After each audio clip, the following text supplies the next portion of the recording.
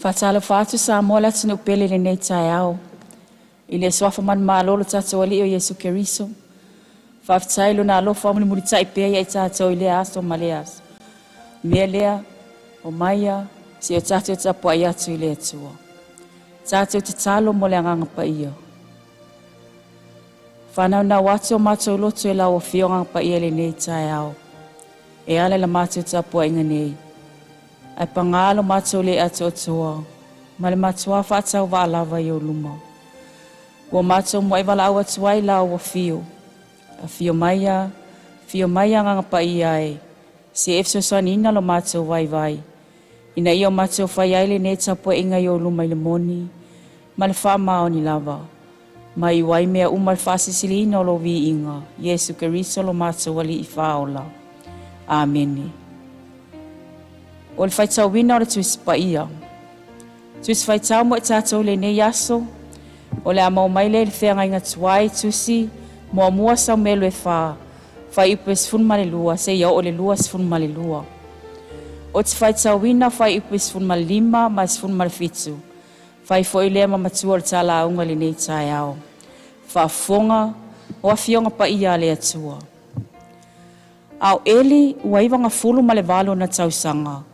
Ua tō matuina o na mata, ua le ma wa ai. Ua tali mai le na au mai ale tala, ua whapea mai. Ua so sola Israelu lumo Filistia, ma ua tele le fasi o le nuu. Ua mali liu foi o watali e toa lua, o feni ma fine aso. Ua vea foi le ato la aua le atua. Whamanuia mai le atua le whaitawina wana fiong pa ia.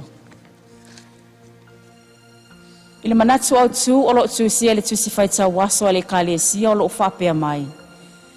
Pei o semana whatau la itu. As if by magic. E le pepelo lava le mamalo Israelu. E le isalamo foi o ia. Awa ele si tangata ia salamo ai. Ta ua ele mua Samuelu sfuma lima fai upelua sfuma leiva. Ai fai mai foi le tusil perfetto Isaia lima suma lima fai upes funma tasi. E whaapea. E whaapea foi la upu e alua tuai lo ngutu. E le foi mai fua ia te au. Ai peitai e fai ale mea o te loto iai. E manu ia foi le mea o te awina iai. Fai mai ale i fai ngofia ia eli le fai tau langa lana ngaluenga. Po o lana au nanga e whaatino ia so uma. Ma tau sanga o lona soifua. E iwas fu malvalu tau sanga o le soifua o eli. Ua tō matuina foi o na mata. Ua le mawa ai. Ua na o le nofo. Ma whaatari tali. Ma tapuaia o whiangai le nu o Israelu mataua. Ai pa ngā lea. Ua le aise mea na tito e mawhai. Pe ngā whaatia foi o lona soifua. Awa ua matua o ia. Ai tā lo whai. A whaatali le tala o le taua. Uanga tete foi lo na loto. Ona o le atola awa le atua o Israelu. Ai pa ngā lea o se tala whaanua nua. Ua tā ua mai. Ua oti o na atali e to alua. O feni ma fine aso. Ua avea foi le atola awa le atua. Ua le ai foi se mamalo le atua. I le itu taua o Israelu. Ona pau lea o le toe ina. Ma ua ngaulo na ua maoti ai. Tā lo whae, ua oti ai foi mo na tali. Whai mai ina ua whaalongo le awa fine aso le atali o eli. Ua avea pe ave esea le atola awa le atua. Ua oti foi le tamala na tane. Whaatasi malana tane. Ona to otuli ai lea. Awa ua whafua sei ona whaatinga. Ona whana wai lea ona na tamatane. Ua whaingoa ia i ka poti. Ua whaapea ia. Ua avea pe ave esia le mamalu na ia Israelu. Ina ua avea le atola aua le atua. Lau whaafonga Samoa. Nai lo le lei eli le tūlanga wo o iei le taua. Ma le whailonga o le ao o iona atali. Sa whailoa iei le atua. E feoti le aso e tasi. Awa atali ina i e to alua. O tangata ula wawale i la ua. Ua la le iloa le ali. Ua la ai. Ma wha oa wha maalo si mai tu whaanga. e ave ma le faitaulanga I taulanga Israelu, e ave I sailo, ma lato mo moe mafafini ese, e na whaapotopoto atu I le whale whita wha I sailo, ua le tautala wha malosi, ma o ai atu eli o nā tali, sa Manatu ma I aine taulelea, ai sa ave ma mea na matu atu a sa ai le atua I a eli, se ia o ina whatau nuula na fionga, na ia whailoa iai, na tupu I le aso e tasi.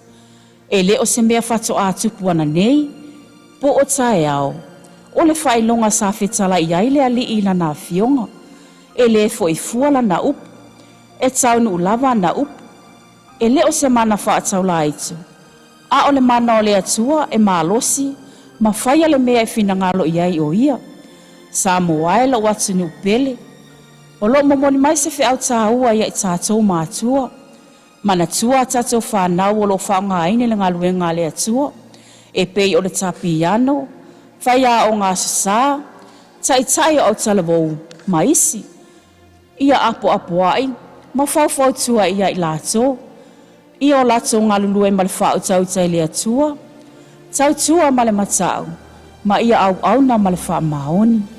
Ameni. Tātu tataru. Ua matovi ia ma whaftaia la ua fio le atua lo matatamapa ia le nei tae au.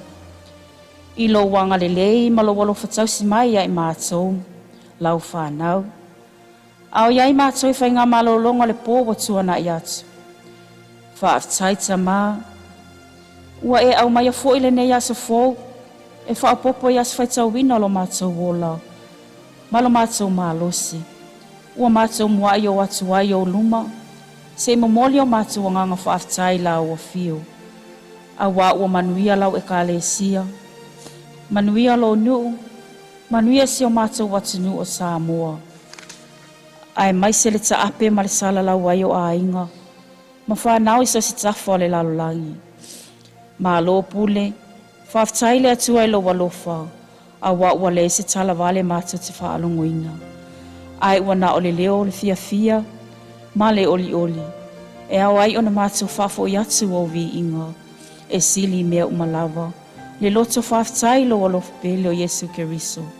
Na o foina atoa mailo na soifua, ia ola mangaloa I mātou tanga sala I o luma. Ia tu maupea I lo suafa le vi inga nei, se iao o le whawawau.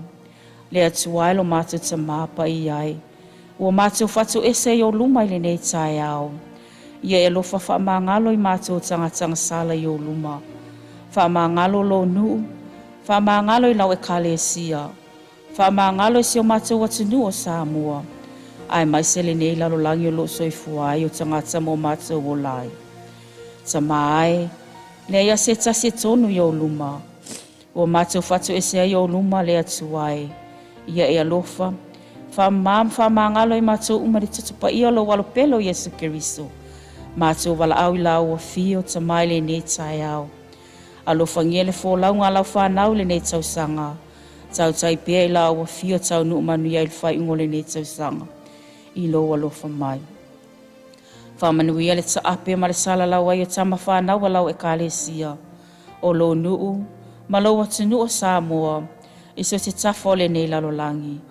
Ia iai pia lo file e mu ma lo manuia. Whamanaina wa fionga pa ia, e ala ati o mati tangata whatau waa. Ia maua ni anganga mo lau a fio ma lo finangalo.